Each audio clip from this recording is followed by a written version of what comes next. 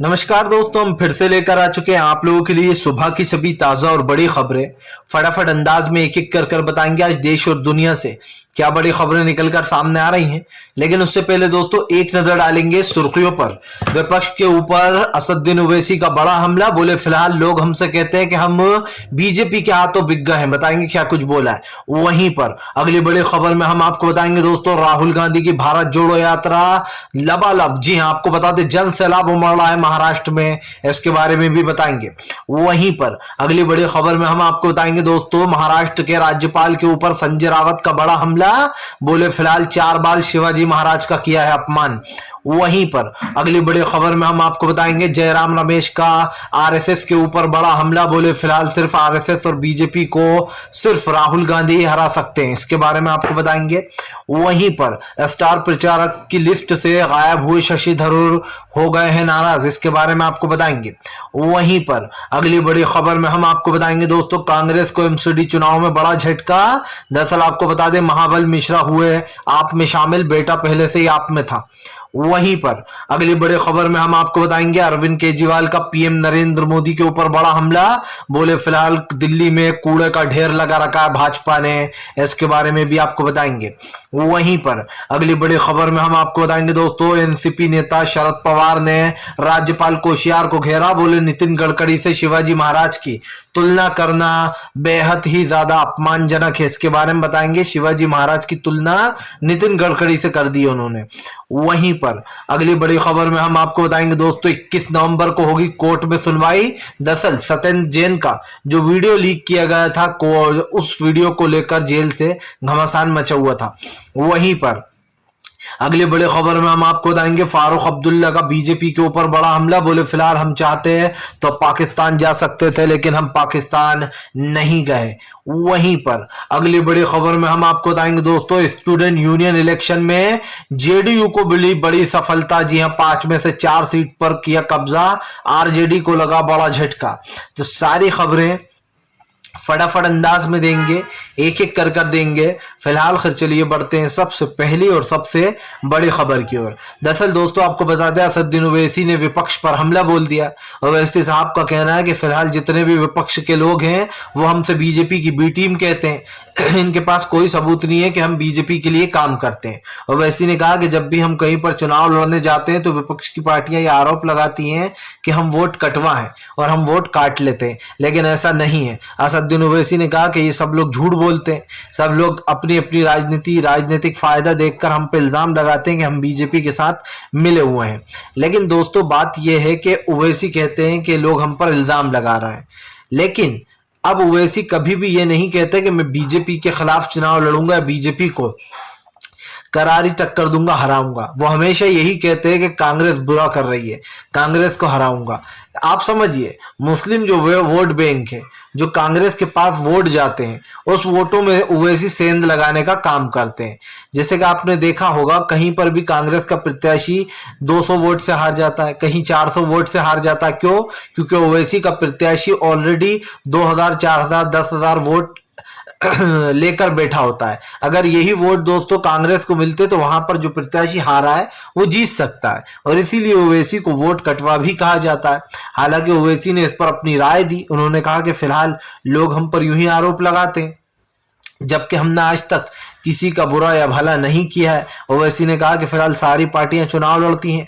आम आदमी पार्टी छोटे रिचार्ज को कोई नहीं बोलता है। छोटा रिचार्ज यानी कि दोस्तों केजरीवाल, उनको कोई नहीं बोलता। ओवैसी ने कहा कि ये सब कुछ विपक्ष की चाल होती है ताकि लोगों का दिमाग भटकाया जा सके। लेकिन दोस्तों विपक्ष की चाल की तो बात अलग ही है।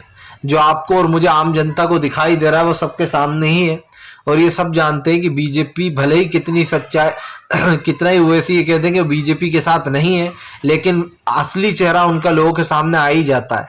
चलिए बढ़ते हैं एक और अगली बिग ब्रेकिंग की तरफ।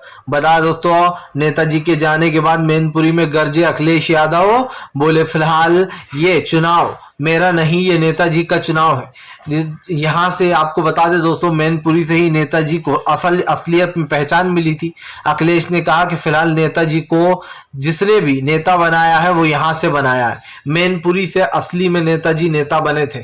आपको बता दें अखिलेश ने कहा कि ये लड़ाई सच और झूठ की नहीं, बल्कि ये लड़ाई अभिमान की है, ये लड़ाई जो है नेताजी की रिस्पेक्ट की है। अखिलेश ने कहा कि फिलहाल नेताजी को यहाँ पर बहुत भरोसा था, वो हमेशा इसको अपना घर ही मानते थे और मैनपुरी दोस्तों अखिलेश का गढ़ भी माना जाता है। ऐसे में अखिलेश यादव ने कहा कि कभी भी ऐसा महसूस नहीं हुआ कि मेरे साथ जो है यहाँ पर नेताजी नहीं है, लेकिन पहली बार मैं नेताजी के बिना प्रचार करने आया हूँ। अखिलेश ने कहा कि जब भी नेताजी चुनाव होता था वो जरूर आते थे और यही कारण है दोस्तों जो नेताजी के जाने के बाद अखिलेश ने उन्हें काफी याद भी किया। सबसे बड़ी बात यह दोस्तों कि आज उनकी पहचान, जो उन्होंने पहचान बनाई थी, जो उनका एक रुतबा था, वो आज भी लोग उसको मिस करते हैं। कहीं ना कहीं साफ दिखाई दे रहा है कि देश की बिगड़ती परिस्थितियां हों या उत्तर प्रदेश का बिगड़ता माहौल, अखिलेश ने हमेशा ही उत्तर प्रदेश के लिए सही चीजें बोली हैं। इसलिए अखिलेश यादव के साथ इस बार भले ही नेताजी ना हो, लेकिन नेताजी का यादें और नेताजी का जो एक सपोर्ट रहा है वो सपोर्ट कहीं ना कहीं दोस्तों दिखाई दे रहा है। फिलहाल चलिए बढ़ते हैं एक और अगली बिग ब्रेकिंग की तरफ। बता दोस्तों अगली जो बड़ी खबर निकल कर आ रही है, राहुल गांधी की भारत जोड़ो यात्रा में उमड़ा जन सैलाब। महाराष्ट्र में राहुल गांधी को मिल रहा जमकर जन समर्थन। दरअसल आपको बता दें दोस्तों, राहुल गांधी की भारत जोड़ो यात्रा में उनको जन समर्थन ज्यादा मिल रहा है और ऐसे में दोस्तों आपको पता हो एक दिन पहले रश्मि देसाई और आकांक्षा पुरी शामिल हुई थी। राहुल गांधी की वो तस्वीर सोशल मीडिया पर वायरल हो गई है। लोगों ने और खास करके कांग्रेस ने लिखा कि आकांक्षा पुरी और रश्मि देसाई दोनों एक्ट्रेस जो है यहाँ पर सच्चाई के साथ है। आपको बता दें अब तक दोस्तों राहुल गांधी की भारत जोड़ो यात्रा में कई लोग शामिल हो चुके हैं जिसमें से कई लोग एक्टर हैं तो कई लोग नॉन फिल्मी बैकग्राउंड से है, लेकिन यहाँ पर राहुल गांधी की इस यात्रा को काफी सपोर्ट मिल रहा है। ऐसे में आपको बता दें कांग्रेस ने दोनों ही रश्मि देसाई और आकांक्षा पुरी का भी धन्यवाद किया है कि वो सच्चाई के साथ खड़ी हैं। वहीं दूसरी तरफ आपको बता दें महाराष्ट्र में राहुल गांधी जमकर गरजते हुए राहुल गांधी ने कहा कि ये लड़ाई सच और झूठ की है। ऐसा नहीं है कि ये लड़ाई सिर्फ चुनाव जीतने के लिए लड़ी जा रही है। राहुल ने कहा कि जो काम आरएसएस और बीजेपी मिलकर कर रही है हमें उस काम को रोकना होगा। राहुल गांधी ने कहा कि फिलहाल प्रधानमंत्री नरेंद्र मोदी और बीजेपी और आरएसएस ये दोनों मिलकर देश में नफरत और घृणा फैलाते हैं जिससे कि देश की राजनीति गंदी हो। राहुल गांधी ने कहा कि पीएम कभी भी महंगाई या डिमोनेटाइजेशन मुद्दों पर नहीं बोलते क्योंकि उन्हें पता है कि महंगाई और गरीबी देश में बढ़ती चली जा रही है। राहुल ने पीएम नरेंद्र मोदी के ऊपर हमला बोलते हुए कहा कि आज देश की परिस्थितियां काफी बिगड़ी हुई हैं, इस पर चर्चा करने के बजाय हमें देश में नफरत फैलाई जा रही है। राहुल ने कहा कि नफरत से किसी भी देश का भला नहीं होता, कोई सा भी देश जो है यहाँ पर नफरत के बल पर नहीं चलाया जा सकता। राहुल गांधी के इस बयान के बाद कहीं ना कहीं बीजेपी को एक झटका लगा क्योंकि राहुल गांधी आए दिन कभी सावरकर को घेर रहे हैं तो कभी आरएसएस पर उनका निशाना है। चलिए बढ़ते हैं एक और अगली बिग ब्रेकिंग की तरफ। बता दोस्तों अगली जो बड़ी खबर निकल कर आ रही है आपको बताते चले दोस्तों संजय रावत का, जी आपको बता दें दोस्तों संजय रावत का महाराष्ट्र के राज्यपाल कोश्यारी पर बड़ा हमला। बोले फिलहाल जानबूझकर शिवाजी महाराज का किया जा रहा है अपमान, कोश्यारी को यहां से हटाओ। दरअसल दोस्तों आपको बता दें ये आपको पता ही होगा कि जो महाराष्ट्र के राज्यपाल हैं वो आए दिन विवादित बयान देते रहते हैं और एक बार फिर से संजय रावत ने जो है यहाँ पर महाराष्ट्र के राज्यपाल जो है दोस्तों कोश्यारी उनके ऊपर हमला बोल दिया है। आपको बता दें संजय रावत का कहना है कि फिलहाल महाराष्ट्र के राज्यपाल ने चार बार शिवाजी महाराज का अपमान किया है। दरअसल आपको बताते हैं पूरा मामला है क्या। आपको बता दें नितिन गडकरी जो है महाराष्ट्र पहुंचे थे। महाराष्ट्र में नितिन गडकरी के पहुंचने के बाद जो महाराष्ट्र के राज्यपाल हैं उन्होंने शिवाजी महाराज, बाबा साहब अंबेडकर जैसे लोगों के बाद तुलना जो है यहाँ पर वो किससे कर दी, नितिन गडकरी से। और नितिन गडकरी से जो है शिवाजी महाराज की तुलना करना कोश्यारी को भारी पड़ गया। आपको बता दें संजय रावत ने कहा कि फिलहाल इनका तत्काल में इस्तीफा लिया जाए और इनको जो है यहाँ पर निकाला जाए महाराष्ट्र से। इनका कहना है, संजय रावत का कहना है कि फिलहाल बीजेपी ने जानबूझकर इनको राज्यपाल बनाया है ताकि ये शिवाजी महाराज का अपमान करते रहें। वहीं दूसरी तरफ आपको बता दें संजय रावत ने यह भी कहा कि तत्काल में इनका इस्तीफा लेना चाहिए और महाराष्ट्र से इनको चलता बना करें। आपको बता दें दोस्तों इससे पहले भी 3-4 बयान ये दे चुके हैं विवादित दरअसल देखिए, अगर किसी के बारे में आपको तारीफ करना है तो ये नहीं है कि आप जो है स्वतंत्र सेनानियों को मिलाओ उनसे। उनका एक अलग रुतबा था और इनका अलग रुतबा है। उन्होंने देश के लिए काफी कुछ किया जो पहले चले गए। तो इसी चीज से कहीं ना कहीं देश में, खास करके महाराष्ट्र में, घमासान मचा हुआ है। आपको बता दें, राज्यपाल के इस बयान के बाद जमकर शिवसेना हमलावर हो गई है। न सिर्फ शिवसेना बल्कि एनसीपी ने भी सवाल उठाए। शरद पवार ने कहा कि ये शिवाजी महाराज का सरासर अपमान है और बीजेपी इसको लेकर तत्काल में जल्द से जल्द एक्शन ले। आपको बता दें दोस्तों, एनसीपी, कांग्रेस और शिवसेना तीनों बीजेपी के ऊपर हमलावर हो गए हैं और कोश्यारी जो वहां के राज्यपाल हैं उनको हटाने की बात कर रहे हैं। अब देखिए दोस्तों, सबकी अपनी अपनी राय है, लेकिन आप किसी एक स्वतंत्र सेनानी को किसी से कंपेयर ना करो। उनकी एक अलग सोच थी, वो एक अलग इंसान है और इनकी सोच अलग थी दोस्तों। तो इसको लेकर कहीं ना कहीं कल से ही ट्विटर हो या फिर दोस्तों जनता, उनके बीच में भी जंग छिड़ी हुई है। और यही कारण है जो कहीं ना कहीं अब संजय रावत ने बीजेपी से साफ कहा है कि फिलहाल यहाँ का राज्यपाल पूरी तरीके से दोस्तों अपनी भाषा भूल चुके हैं और वो इस तरीके की भाषाओं का यूज कर रहा है। चलिए बढ़ते हैं एक और अगली बिग ब्रेकिंग की तरफ। बता दोस्तों, अगली जो बड़ी खबर निकल कर आ रही है, अरविंद केजरीवाल का पीएम नरेंद्र मोदी के ऊपर बड़ा हमला। बोले मैंने सुना है जल्द ही एक और कूड़े का ढेर बनने वाला है। जी हाँ, दरअसल दोस्तों आपको बता दें, अरविंद केजरीवाल जमकर गरजे। उनका कहना था कि फिलहाल अब भाजपा के नेता और कूड़े का ढेर बनाने वाले हैं और अगला कूड़े का ढेर जो है वो बसंत बिहार में बनेगा। कूड़े का पहाड़ बनने वाला है। आपको बता दें, सीधे सीधे यहाँ पर अरविंद केजरीवाल ने कहा कि अगर हमारी सरकार बनी तो हम पूरा बसंत बिहार को साफ कर देंगे, यहाँ से पूरे कूड़े के ढेर हटा दिए जाएंगे। केजरीवाल ने कहा कि इससे जो बदबू आती है, जो धुआं उड़ता है, इससे केक की बीमारी हो जाती है दोस्तों। ऐसे में केजरीवाल ने कहा कि दिल्ली के लोगों के लिए स्वास्थ्य बहुत ज़रूरी है। अरविंद केजरीवाल ने कहा कि ये लोग आते हैं और गालियां देने लगते हैं मुझे। अगर दम है तो अच्छे से बात कर दिखाओ, हम आपको भी बोलने का मौका देंगे। केजरीवाल ने कहा कि बीजेपी के नेता सिर्फ गाली गुप्तार से बात करते हैं और वो मुझे आकर गालियां भी देते हैं। आपको बता दें, केजरीवाल ने कहा कि हम अच्छा काम कर रहे हैं, दिल्ली के लिए अच्छी सोच रखते हैं, लेकिन बीजेपी को इस काम से नफरत है। बीजेपी चाहती है कि हम भी निठल्लों की तरह बैठ जाएं और दिल्ली में कोई काम ना करें। आपको बता दें, सत्येंद्र जैन को लेकर भी केजरीवाल ने कहा कि फिलहाल बीमार आदमियों का मजाक उड़ाती है बीजेपी।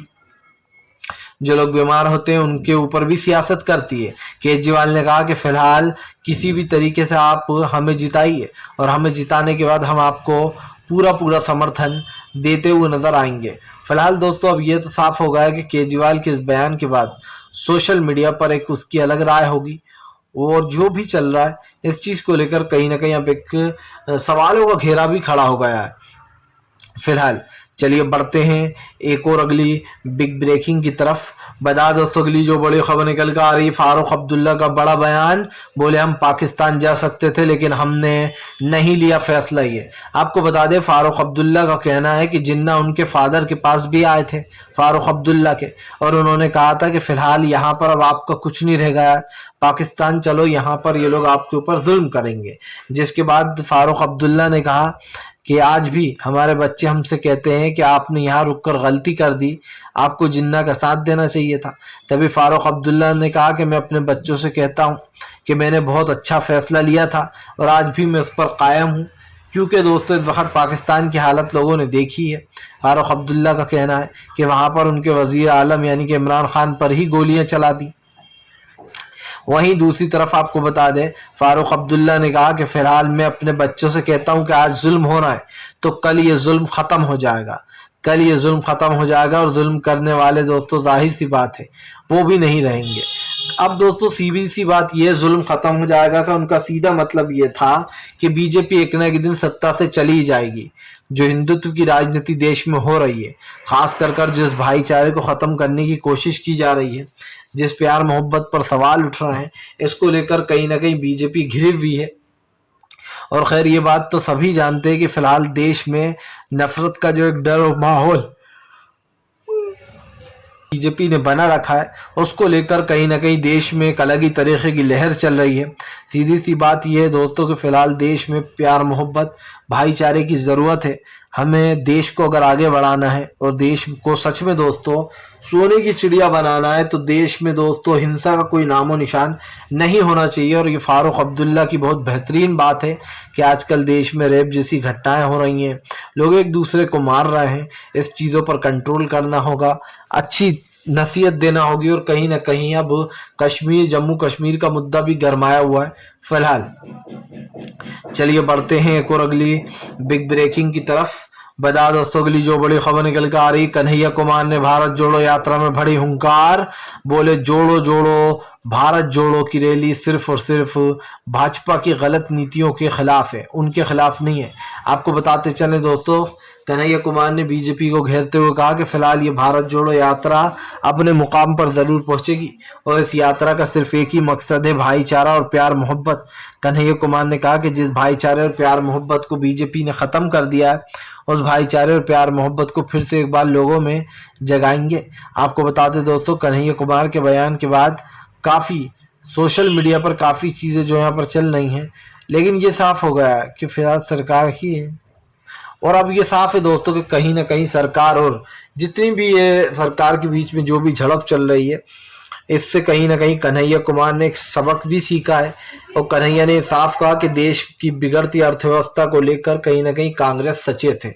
चलिए बढ़ते हैं एक और अगली बिग ब्रेकिंग की तरफ। बता दोस्तों अगली जो बड़ी खबर निकल कर आ रही है, हेमंत विश्वकर्मा का दोस्तों फिर से विवादित बयान, बोले राहुल गांधी के अंदर सद्दाम हुसैन नहीं बल्कि महात्मा गांधी दिखना चाहिए। दरअसल आपको बता दें दोस्तों, हेमंत विश्वकर्मा इन दिनों कांग्रेस के ऊपर हमलावर हो गए। इससे पहले हेमंत विश्वकर्मा ने विवादित बयान देते हुए कहा था कि अगर पीएम नरेंद्र मोदी जैसा पीएम नहीं होगा देश में तो हर जगह जो है यहाँ पर एक आफताब मिलेगा। जबकि दोस्तों आप भी जानते हैं कि सरकार बीजेपी की थी दोनों जगह जहां पर ये कांड हुआ है। दिल्ली में भी केंद्र का राज्य है दोस्तों, और हरियाणा में भी बीजेपी की ही है। तो ये कहना गलत नहीं होगा दोस्तों कि फिलहाल बीजेपी के होते ही ये सब कुछ हो रहा है। आप समझिए, उसके बावजूद भी ये लोग ऐलान करते हैं कि हमें वोट दो, आपके होते हुए एक लड़की के साथ ये सब कुछ हो गया। तो कहीं ना कहीं बात तो बीजेपी पर भी आती है।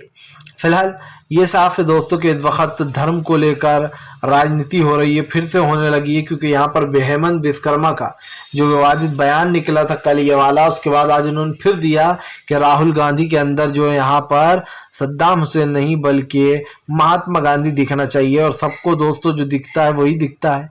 भाई राहुल गांधी के अंदर हमें महात्मा गांधी ही दिखाई देते हैं। तो बीजेपी ये सोच छोड़ दे, क्योंकि उसकी ये सोच दोस्तों बड़ी बचकानी है।